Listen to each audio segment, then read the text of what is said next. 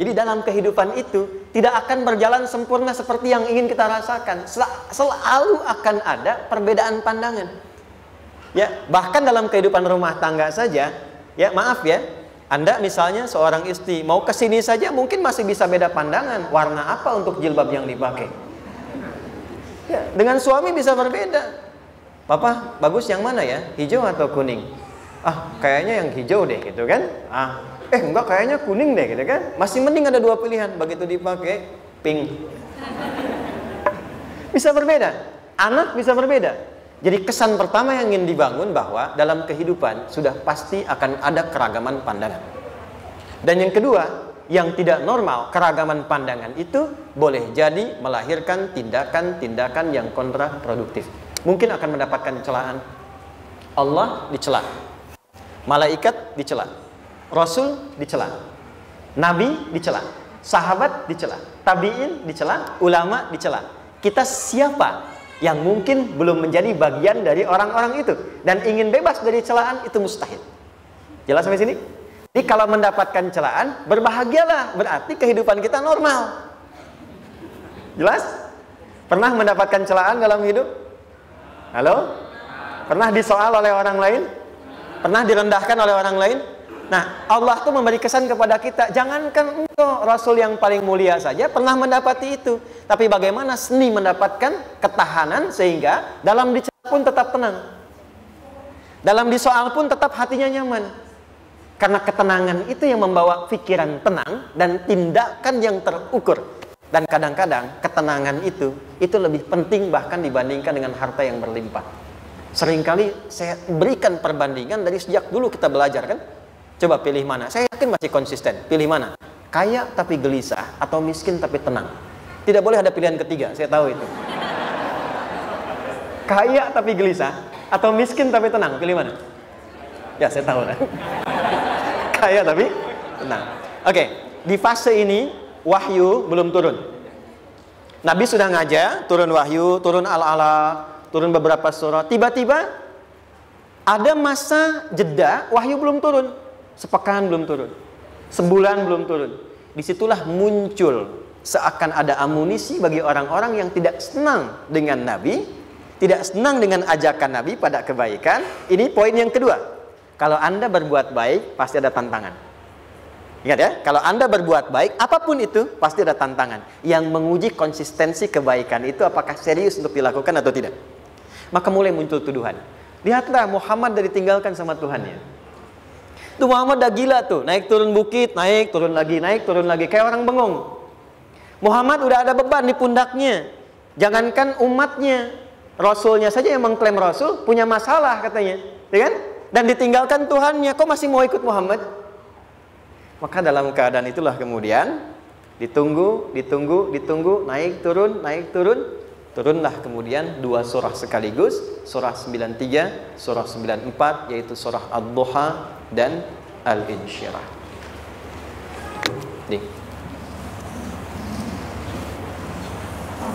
Oke. Ini materinya dahsyat ya. Penting sekali, saking pentingnya ini cepat habis tuh. Bismillah. Sekali lagi. Jazakallah khair. Lebih kelihatan ya.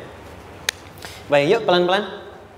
Jadi turunnya surah Ad-Duha dan surah Al-Insyirah, hikmahnya satu atau fungsinya satu, memberikan petunjuk bagaimana mengatasi satu persoalan sesulit apapun, tapi masih dapat menghadapinya dengan keadaan yang tenang.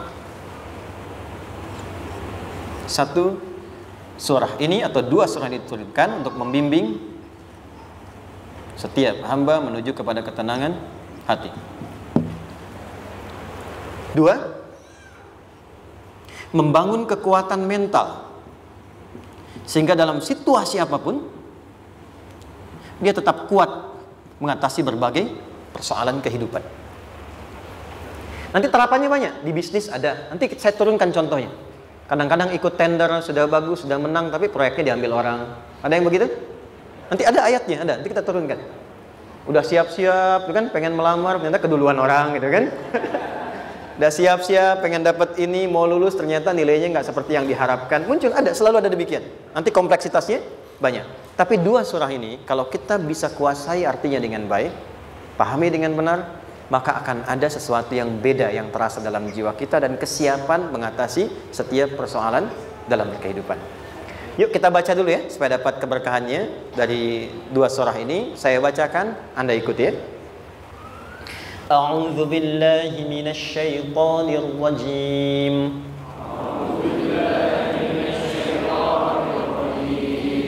Bismillahirrahmanirrahim. Wadduha wal-laili idza saja ma wadda'aka rabbuka wa ma qala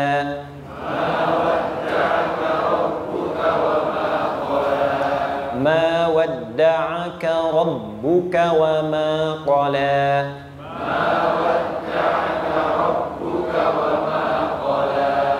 walal akhiratu khairul laka minal ula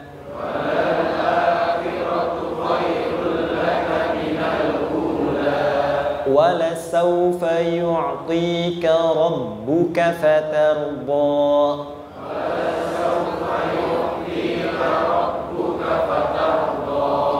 alam yajidka yatiman fa'awa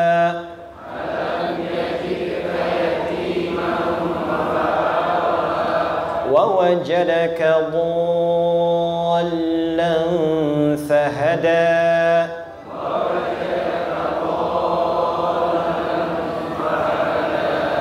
ووجدك عائلا فأغنى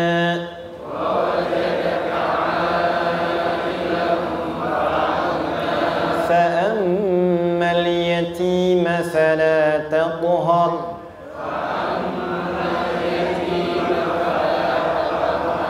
وأما السائل فلا تنهر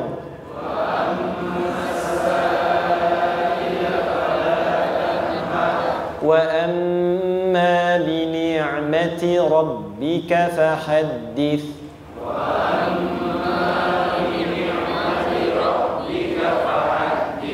Baik, satu surah dulu, alhamdulillah. Izin saya bacakan tadi untuk diikuti supaya setidaknya kalau kita pulang dan ditanya bagaimana hidupmu engkau jalani, seperti apa engkau berinteraksi dengan Quran yang telah aku turunkan, maka kita pernah menjawab, ya Allah kami pernah bacakan itu.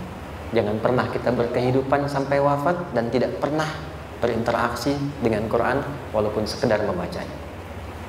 Wadduha, aku bersumpah, setiap huruf waw yang berada di awal kalimat di satu surah itu makna utamanya berarti sumpah.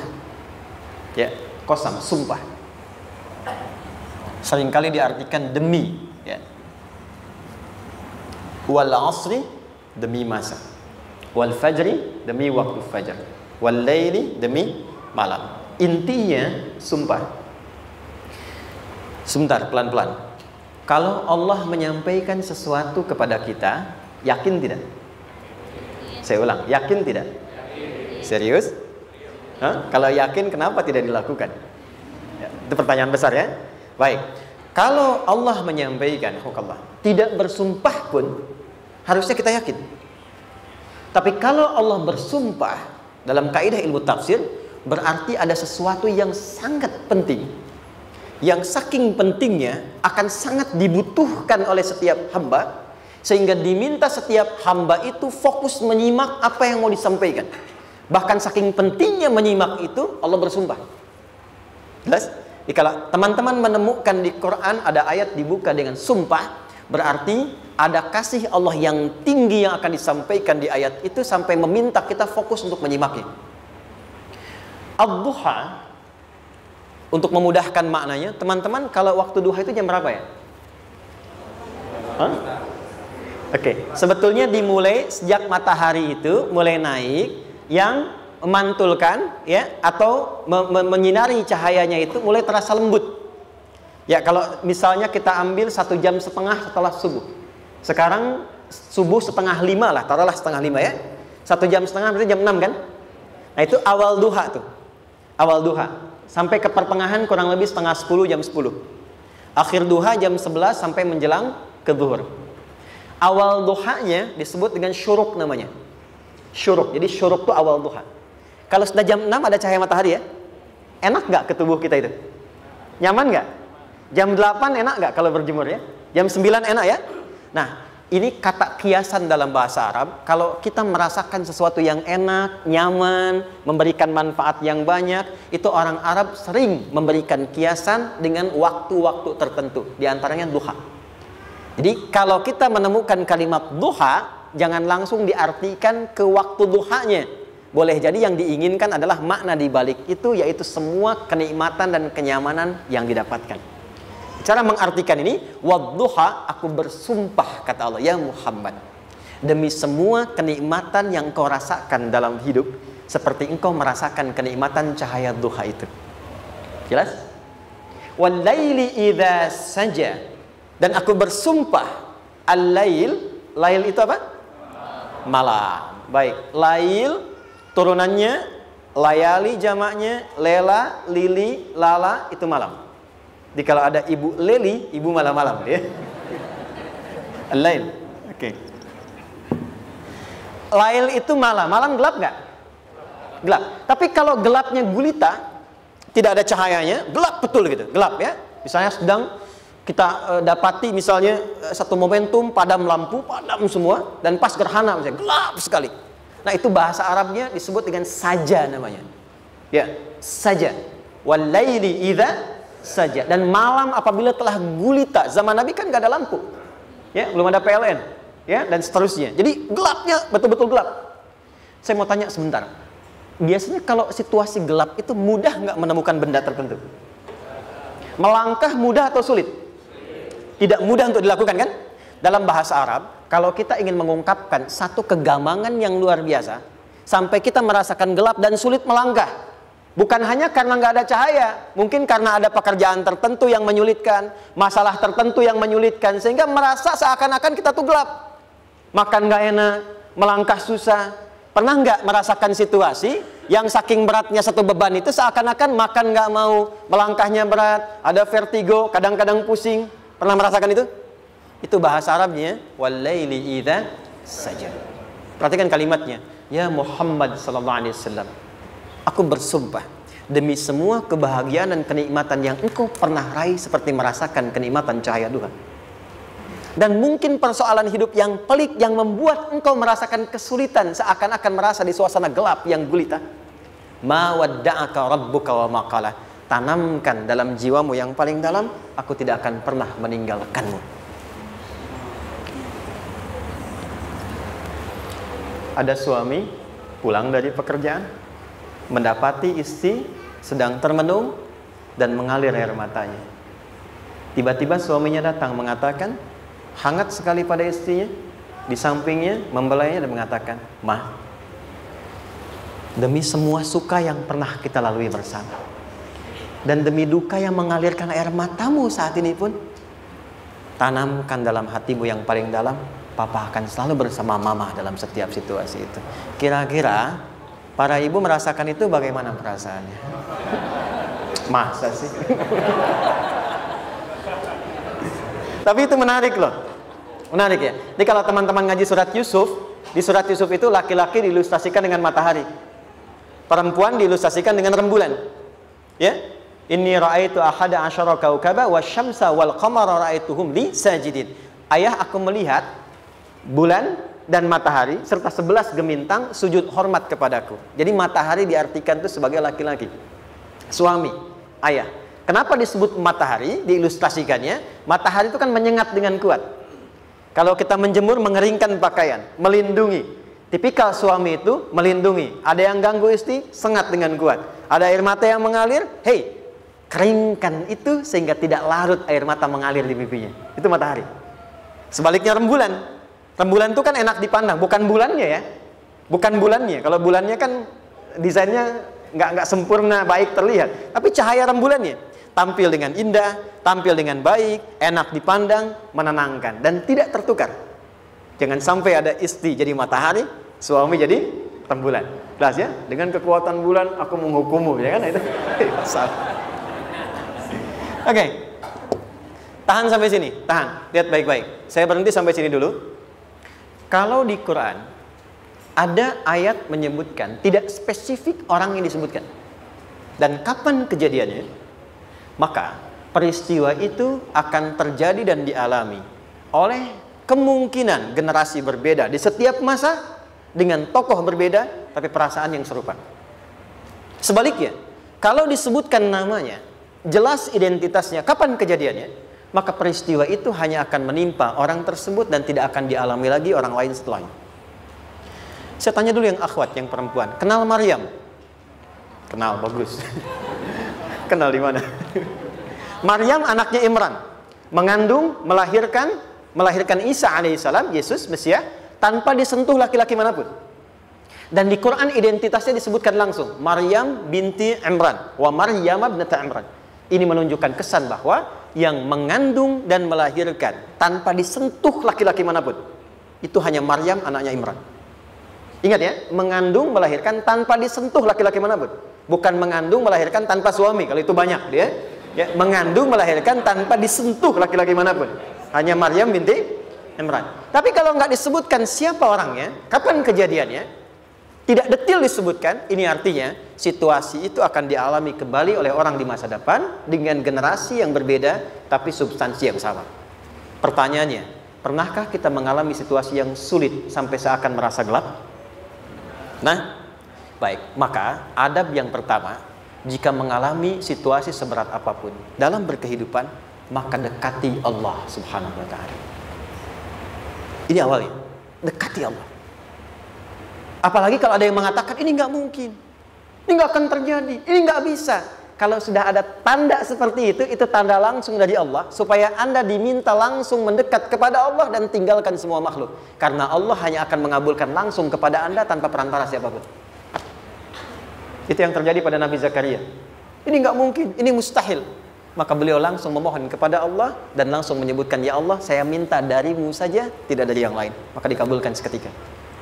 Jadi yang pertama, jika punya kesulitan sebesar apapun, seberat apapun, cepat dekati Allah. Maka di situ akan dijawab langsung oleh Allah, ma wadda'aka rabbuka wa ma qala. Hambaku, sepanjang engkau mendekat kepadaku, maka yakinkan dalam dirimu, situasi apapun yang kau rasakan, aku tidak akan pernah meninggalkanmu. Sudah? Satu? Paham sampai sini? Oke. Pelan-pelan ya. Saya belum bicara caranya. Saya baru bicara di awal motivasinya. Dekati Allah dulu, nanti caranya didetilkan di surah Al-Insyirah. Teruskan. Ma wadda'aka rabbuka wa ma qala. Walal akhiratu khairul laka minal. Perhatikan. Hei, seberat-berat bebanmu saat ini, ingat, satu saat akan tuntas. Dan ini pun ujian. Kalau sudah meninggal, gak ada ujian lagi. Dan nanti kehidupan yang sekarang, apapun yang kau pertentangkan, perdebatkan, perselisihkan, itu semua akan ditinggalkan. Jadi ternyata Allah mengungkap hakikat kehidupan dunia. Apapun yang diperselisihkan, tuh unik ya. Orang berselisih pada yang akan ditinggalkan. Aneh nggak? Ada orang berebut makanan, kan? Rebutan sampai berkelahi dan sebagainya. Pada akhirnya makanan yang diperebutkan itu pun akan ditinggalkan. Yang ini meninggal, itu meninggal. Jadi memperebutkan sesuatu yang pada akhirnya akan berakhir. Kata Allah, Allah sampaikan, jika Anda mengalami situasi, sesuatu yang mungkin membuat berat, tanamkan pada jiwa kita, hei, yang aku kejar-kejar ini, boleh jadi aku akan tinggalkan juga. Kenapa aku harus menangisi dan larut pada sesuatu yang tidak abadi? Maka Allah hibur kita dengan mengatakan, kamu tenangkan diri dulu. Semua yang kamu pikirkan sampai membuat kamu berat begini, pada akhirnya kamu tinggalkan. Dan yang abadi itu akhirat. Walal akhiratu khairul laka minal. Dua, pelan-pelan sikapi setiap masalah dengan proporsional. Jangan terlalu larut dalam sesuatu. dapat job satu, pengen, udah siap, kontraknya besar, tiba-tiba hilang. Dipikirin, Anda mikirkan itu pun nggak akan balik. Proporsional aja dulu. Ya, nanti caranya akan turun nanti di alin syirah. Tenangkan diri dulu. Prasangka baik kepada Allah Subhanahu wa taala. Boleh jadi apa yang Allah ingin berikan sebagai pendahuluan sekarang belum sampai kepada kita karena Allah menyiapkan yang lebih baik di balik itu. Kita belum tahu ada apa di balik itu sehingga kita tidak dapatkan itu. Sehingga kemudian Allah katakan walal akhiratu khairul laka minal ula. Teruskan wala saufa yu'tika rabbuka. Pelan-pelan. Orang yang punya sikap seperti ini itu cenderung lebih dekat mendapatkan ridha Allah dibandingkan dengan orang-orang yang larut dalam kesulitan. Orang yang move on dengan setiap persoalan dalam kehidupan, cepat berpikir secara proporsional, tidak menggantungkan hidupnya pada persoalan tertentu sehingga membuat dia menjadi beban, itu lebih mendekatkan dirinya kepada ridha Allah dibandingkan dengan orang yang meratapi persoalan hidupnya. Ya. Pelan-pelan. Jadi spiritnya, kalau punya masalah apapun, jangan dilarutin terus. Gak usah diratapi, cepat move on. Berpikir lagi, rencanakan lagi. Nanti, detailnya ada di alin syirah. Tapi poin besarnya, janji Allah mengatakan, kalau Anda bisa move on, proporsional, maka yang dijanjikan oleh Allah, di situ Allah percepat datangnya ridha Allah Subhanahu wa ta'ala. Kalau ridha Allah sudah datang, maka akan dua yang diberikan. Pertama kali, ketenangan di dalam jiwa. Dan yang kedua, kemampuan untuk berikhtiar lebih baik mencapai apa yang diinginkan. Satu, kalau ridha Allah sudah diberikan pada seorang hamba, yang pertama diberikan ketenangan dalam jiwa. Bukan dunianya dulu. Bukan apa yang Anda ingin harapkan dulu. Pengen sesuatu, ya, pengen materi, pengen kedudukan, pengen lulus anaknya ujian, ya kan? Tiba-tiba terjadi sesuatu, diratapin, alih-alih meratap, alih-alih membuat status, alih-alih menyulitkan diri, kata Allah, terima dulu proporsional. Setelah itu dekatkan diri kepada Allah, turun ridha Allah, begitu turun yang pertama diberikan ketenangan kepada hati. Tenang dulu. Kalau sudah tenang, nanti dibimbing menyelesaikan apa yang sedang dihadapi itu. Itu poin yang ketiga. Pelan-pelan. 4. Kita masuk ke detail sekarang. Perhatikan baik-baik. Ini yang paling menarik. Alam yajidka yatiman fa'awa. Muhammad SAW, bukankah dulu engkau yatim? Punya banyak masalah? Aku selesaikan juga.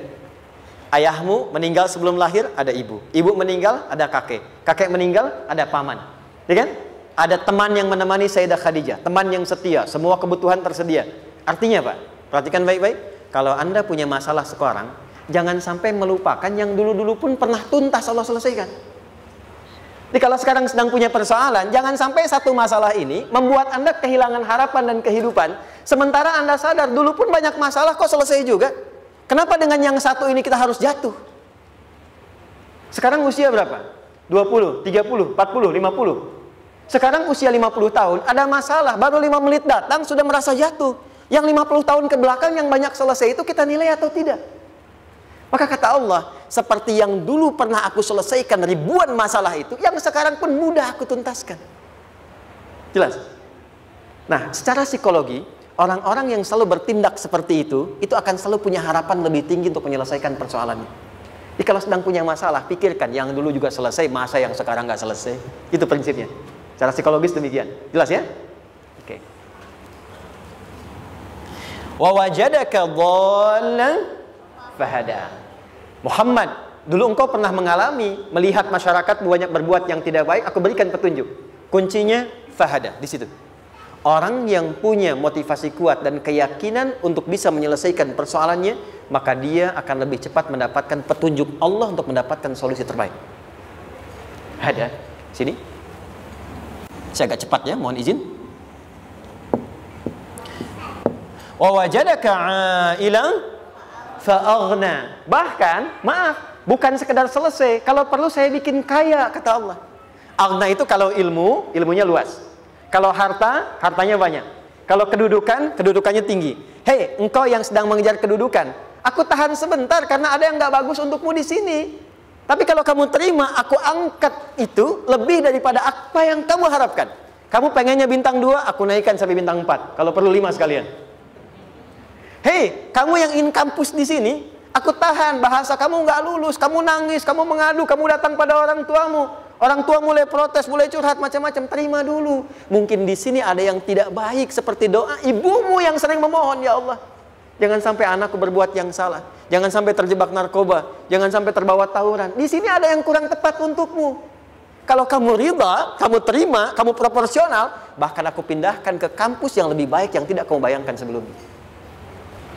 Di orang-orang yang selalu menerima apa yang Allah ujikan dan ridha dengan itu, maka Allah akan angkat derajatnya bahkan melebihi ekspektasi dirinya. Paham? Kalau sudah seperti itu, maka lihat ujung ayatnya. Lihat ujung ayatnya. Fa'ammal yatima fala taqhar. Hei, maka jangan pelit berbagi kepada orang lain. Share. Kalau sudah sukses, share.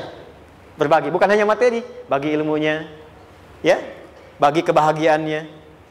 Wa ammas sa'ila fala tanhar. Jangan sampai nunggu orang minta. Kalau lihat ada kawan yang butuh, sekarang Anda sukses. Tapi boleh jadi kesuksesan Anda itu tangganya dari teman-teman Anda.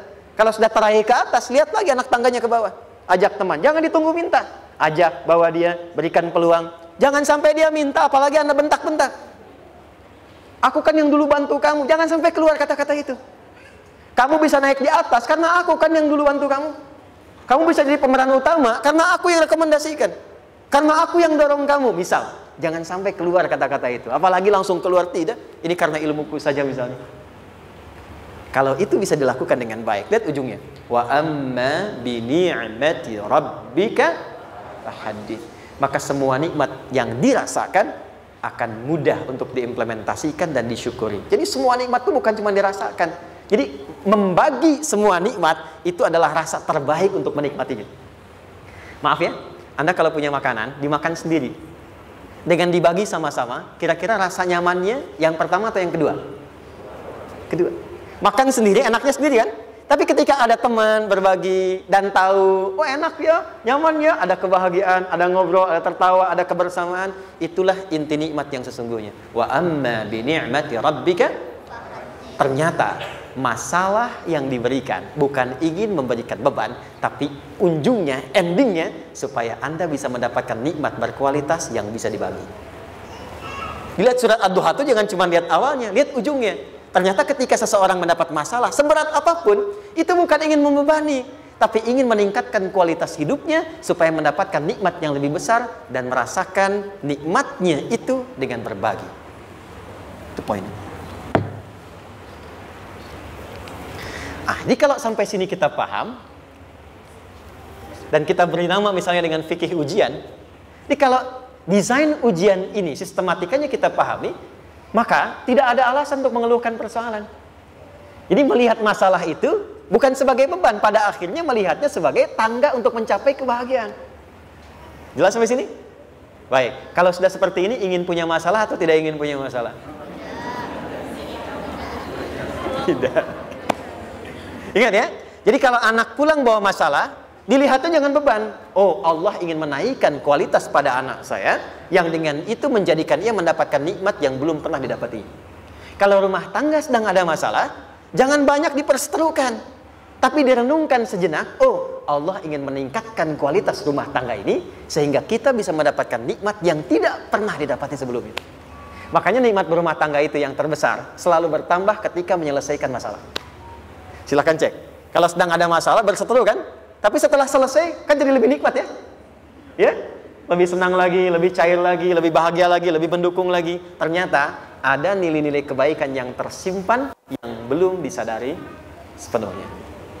Pertanyaannya, kadang-kadang mudah diucapkan, tapi tidak mudah mempraktekkan. Bagaimana itu semua bisa ditempuh dengan baik, sehingga ketika mengalaminya, kita bisa tenang menghadapinya. Maka turunlah surah Al-Insyirah. Saya cepat.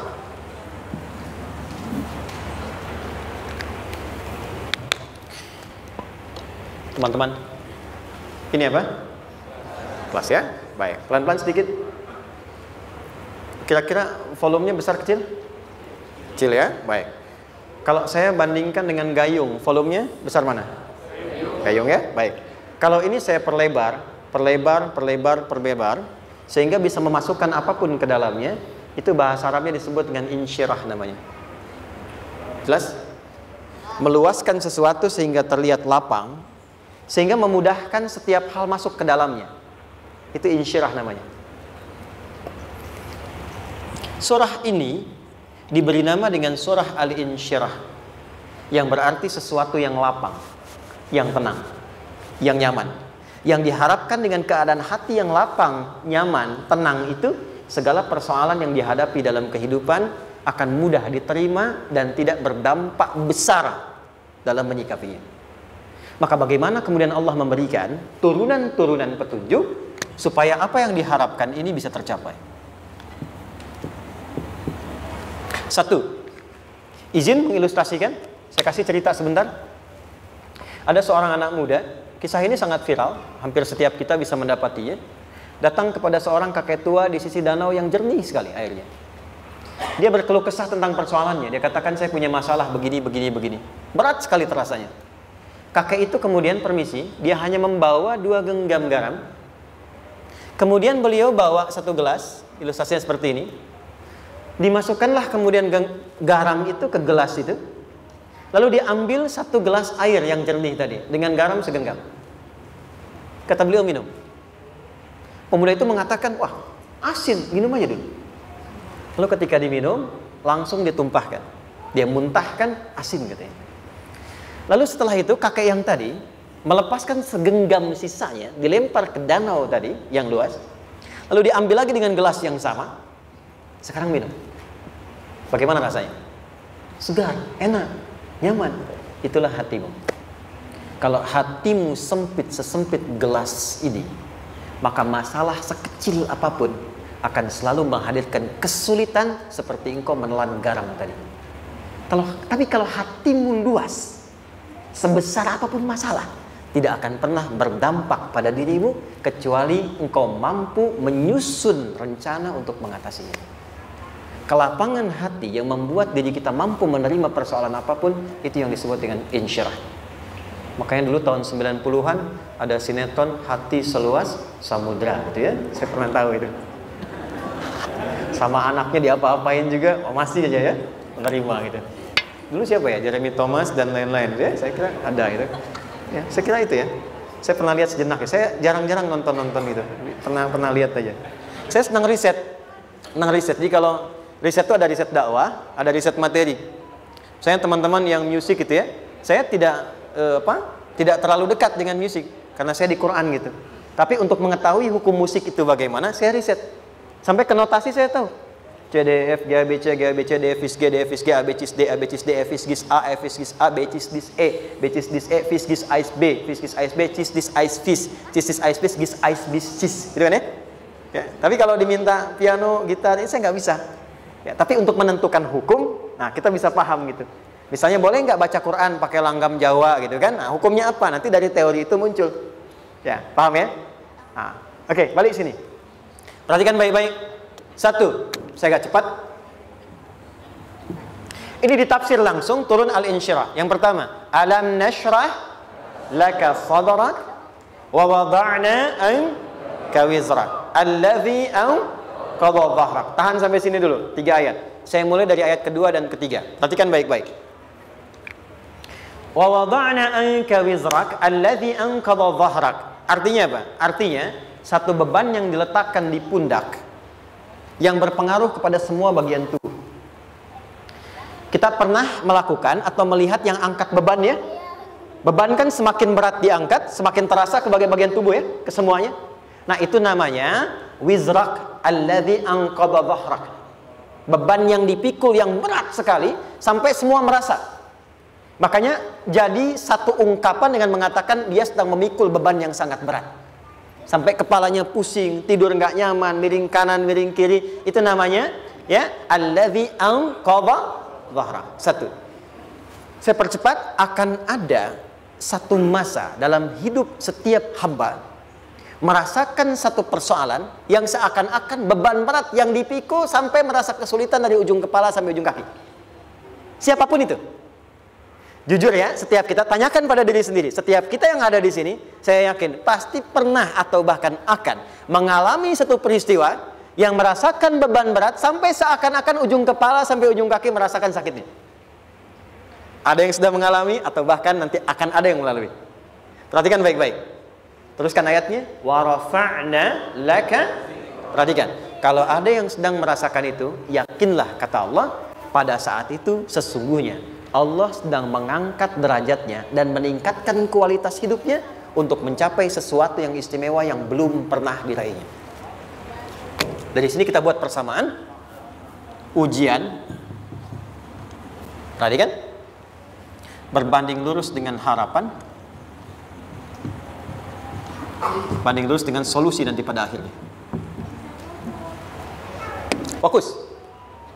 Lulus di sini, insya Allah setiap persoalan akan lebih mudah untuk diatasi. Ujian, seberat apapun yang sedang kita alami, tidak akan pernah diberikan kepada kita oleh Allah, kecuali ternyata hikmahnya untuk mengabulkan harapan-harapan besar yang sebetulnya kita mintakan. Jujur ya, setiap kita kan sering punya permohonan ya, sering berdoa ya. Ya Allah minta ini, minta itu, minta ini, minta itu, gitu kan? Nah, cara Allah mengabulkan harapan kita itu, yang pertama, jalurnya lewat ujian. Karena semua kesuksesan itu, desain dasarnya adalah melewati ujian. Coba, anak-anak kita yang sedang sekolah itu, apa mungkin diwisuda dengan penuh kebahagiaan kalau nggak mengalami ujian? Hah? Lewat ujian dulu kan? Dia belajar dulu, ujian dulu, ngatasin soal dulu, lulus, baru wisuda. Apakah mungkin akan dapat IPK 4 yang diharapkan kalau tidak mengalami ujian? Belajar dulu, ya kan? Ada waktu, sempat dia bangun malam, siang, dan seterusnya, belajar, keringat, dan sebagainya, baru bahagia kan? Dan ternyata belajar itu untuk diwisuda. Sebab kalau kita tidak belajar, mustahil dapat wisuda. Kalau tidak lewat ujian, mustahil dapat ijazah. Karena ternyata harapan itu, hukum dasarnya dalam berkehidupan, bisa diraih dengan melewati ujian. Ini poinnya. Jadi mohon, kalau sedang mengalami sebuah peristiwa, dan kita harus menghadapi itu, coba renungkan. Sebetulnya pernah berdoa apa sampai kita mengalami itu, sehingga dengan jalan itulah sebetulnya Allah ingin mengabulkan harapan yang dulu pernah kita mintakan. Jelas? Oke, satu. Yuk turunkan rumus ya pelan-pelan. Quran surah kedua ayat 286. Ini kesini dulu baru nanti kita balik lagi. 2 Al-Baqarah ayat 286. La yukallifullahu nafsan illa usaha. Tahan sampai sini. Lihat baik-baik. Hukum yang pertama. Hukum pertama. Allah tidak mungkin menguji seorang hamba di luar batas kemampuannya. Jadi kaidah yang pertama tadi, kalau kita sedang diuji, sebetulnya ada harapan dan doa yang pernah kita mohonkan dan Allah ingin mengabulkan itu, jalan pertamanya lewat ujian. Tapi adilnya Allah, tidak akan pernah kita diuji kecuali sesuai dengan kemampuan kita. Jadi kalau nggak mampu, nggak mungkin diberikan ujian. Ingat ya, kalau tidak mampu, tidak mungkin diberikan ujian. Artinya harapan yang kita mohonkan pun akan sesuai dengan kemampuan kita. Jadi kalau kita minta sesuatu nggak mungkin bisa menggunakannya, nggak akan dikasih. Nah, balik ke sini untuk memberikan ketenangan kepada hati kita. Kalau sedang menerima persoalan, setelah kita mengatakan, oh ini mungkin ada harapan yang ingin saya dapatkan, jalannya lewat sini. Untuk memberikan ketenangan kepada hati, begitu persoalannya tiba, langsung katakan pada diri kita, saya pasti bisa menjalaninya. Mustahil saya diuji kalau nggak mampu menjalaninya. Itu bahasa singkatnya. Ingat ya, kalau ingin mudah menyelesaikan persoalan, kata Quran, setiap ada ujian, langsung katakan pada hati kita, insya Allah bisa.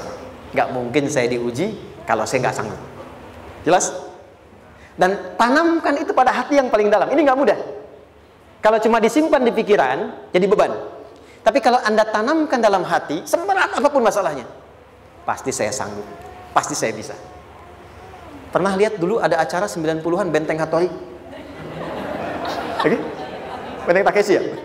Takeshi ya, gitu kan artinya kan bisa jawab ya. Saya tahu Ninja Hattori mendaki gunung lewati lembah, ya tahu ya. Son Goku, Son Gohan, saya tahu itu. Son Goku, Kamehameha, Piccolo itu yang nulisnya Suzuki Watanabe, saya tahu itu. Benteng Hattori, balik lagi ya. Benteng Takeshi ya. Puncaknya kan main pakai itu kan, pakai tank ya dan sebagainya. Tapi pernah ingat gak satu episodenya itu? Begitu akan bertarung, kan selalu ada motivator di sampingnya itu mengatakan, ayo kamu bisa, gitu kan? Wah, namanya. Dia nggak ngaji Quran tuh. Kita punya ayatnya. Pernah nggak? Buka lagi ya dulu ya. Oke. Korea, kenapa bisa nyusul Jepang? Salah satunya, waktu Jepang itu maju, setiap di Korea itu ditanamkan dari mulai anak-anak TK-nya. Kita harus lebih daripada Jepang. Sejak anak-anaknya TK. Itu ditanamkan betul. Kita bisa, kita dari TK. Sehingga ketika di sana bikin Honda, sini Hyundai. Hyundai kan dibacanya Hyundai. Ya kan? Sana Honda, sini Hyundai gitu. Di apapun yang dibuat Jepang, Korea harus lebih unggul. Itu ditanamkan dari awal. Bisa. Kita itu sekarang punya ayatnya. Jadi kalau sedang punya masalah seberat apapun, katakan pada diri kita, insya Allah bisa. Gak mungkin diuji kalau nggak sanggup. Bisa insya Allah. Bisa. Kenapa mah? Bisa. Jelas? Oke. Sudah di situ teruskan. Lanjutkan. Warafa'na laka dzikra. Teruskan. Fa inna ma'al usri. Nah, ini poin terbesarnya. Fa inna ma'al usri yusra. Fa huruf yang menunjukkan sesuatu berlangsung dengan cepat. Inna di ilmu nahwunya berbunyi begini, di gramatikal bahasa Arab. Harfu nasbin wa taukidin, tansibul isma wa tarfa'ul khabara, mabniyun 'alal fathi la mahalla lahu min al-i'rab. Paham? Tidak. Inna huruf yang digunakan untuk menguatkan informasi agar ditancapkan ke dalam hati sekuat-kuatnya dan jangan pernah ragu. Jadi kalau orang Arab itu nancapkan tongkat begini dan kuat, tidak goyah, itu nasab namanya. Nasabar rajula asahu fil ardi. Inna ini harfun nasab. Jadi kalau ada di Quran dibuka informasinya dengan inna, maksudnya begini, hei, tancapkan informasi dalam hatimu dengan kuat, jangan pernah ragu. Yakinkan pada dirimu. Apa yang harus diyakinkan? Ma'al usri yusra. Inna ma'al usri yusra. Usrun sama dengan yusrun. Lari ke sini. Oke. Apa artinya usrun? Sulit. Oke. Sulit itu ada dua. Ada sa'bun, ada usrun. Kalau kesulitan yang relatif, kata si A sulit, si B mudah, itu sa'bun namanya. Contoh, kata si fulan, bahasa Jepang susah. Padahal kata yang lain tidak. Saya ke Jepang, anak-anak kecil begini bisa bahasa Jepang gitu kan. Bagi mereka mudah gitu ya. Saking mudahnya gitu. Kata shiwa gitu. Anak-anak kecil, bagi mereka mudah, bagi kita belum tentu. Itu sa'bun. Inna lughatal yabaniyah sa'bah. Relatif. Tapi kalau kesulitan yang sifatnya mutlak, semua orang mengatakan sulit. Maaf, bawa mobil, sulit atau mudah? Bukan mengendarai ya, bawa mobil, bawa. Sulit ya? Sulit ya? Baik, sepakat sulit semuanya. Nah, itu dalam bahasa Arab dikenal dengan usrun. Kesulitan yang semua sepakat bahwa itu susah. Sulit, semua sepakat. Dan ketika ada orang bicara, aku sedang punya masalah begini. Semua mengatakan, wah itu nggak mudah, itu nggak mudah. Itu usrun namanya. Lawannya, kemudahan yang relatif disebut sahlun. Tapi kemudahan yang semua sepakat bahwa itu mudah, itu yusrun namanya. Mengangkat spidol, semua mengatakan mudah, ringan. Itu yusrun namanya. Perhatikan, Allah tidak memasangkan sa'bun dengan sahlun, tapi memasangkan usrun dengan yusrun. Orang-orang yang punya keyakinan kuat, setiap persoalan itu akan selesai. Dan dia mengatakan pada dirinya, aku bisa melewatinya. Maka, perhatikan kalimatnya kata Quran. Inna ma'al usri yusran. Sesulit apapun masalah yang sedang dia alami, maka Allah akan datangkan solusi semudah-mudahnya yang bisa dia nikmati. Dengan kata lain, kalau kita bawa ke bahasa psikologi, kalau sedang menghadapi persoalan seberat apapun, selain kita mengatakan, ini pasti bisa saya lalui, saya insya Allah sanggup mengatasinya, katakan pada diri kita, ini pasti selesai. Pasti ada solusinya, pasti mudah. Katakan, walaupun memang solusinya belum datang, tapi tenangkan pada diri kita dengan mengatakan, inna ma'al usri yusra. Bahasa psikologinya, katakan pada diri kita, ini pasti selesai. Nggak mungkin nggak selesai, pasti ada solusinya, pasti mudah. Itu lebih memberikan harapan pada diri kita untuk menuntaskan persoalan dibandingkan dengan meratapinya. Jelas? Teruskan. Fa inna ma'al usri. Kalau masih ragu kata Allah, katakan lagi sekali lagi. Sampai hati kita merasa nyaman. Jadi kalau sedang punya persoalan seberat apapun, tanamkan pada diri kita, pasti selesai. Belum nampak, insya Allah pasti selesai. Gak mungkin diuji kalau gak ada solusi. Itu lebih memberikan harapan. Setelah itu, fa'idha faraghta, mitigasi masalahnya, mitigasi persoalannya. Tuliskan, ini masalahnya apa? Rumah tangga. Apa saja misalnya, dia ada suami, ada istri, ada anak-anak. Masalah ada di mana? Kadang-kadang benangnya jadi kusut karena satu-satu nggak segera diselesaikan. Maka kata Al-Quran, fa'idha faraghta, satu-satu mitigasi dulu. Satu masalah di sini, lihat di suami, lihat di istri. Kalau pekerjaan, masalahnya apa? Sebelum bercabang kemana-mana, petakan. Apakah rekanannya? Apakah relasinya? Apakah kemampuannya? Apakah manajerialnya? Apakah marketingnya? Mitigasi, kotaki semua, selesaikan satu-satu. Setelah itu, apa yang dilakukan? Wa ila rabbika, tawakal sepenuhnya kepada Allah untuk menentukan hasilnya. Tawakal itu yang paling mahal.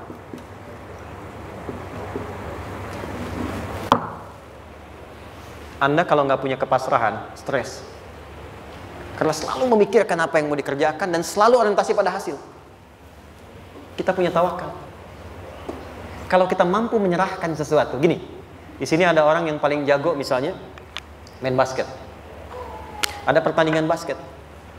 Begitu dibuka, udah tim musyawarah serahkan aja pada si fulan. Kan? Dia yang paling jago, dia.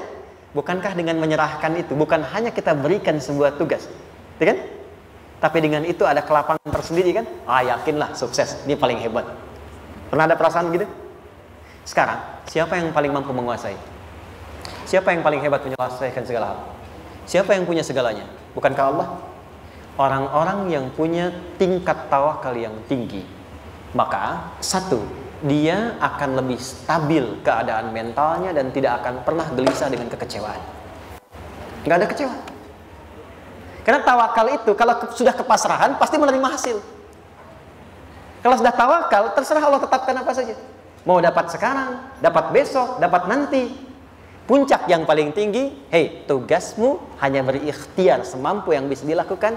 Selanjutnya, biarkan Allah menetapkan apa yang menjadi bagian dari maslahat kehidupan kita. Saya tutup. Cara Allah menjawab harapan kita ada 3. 1.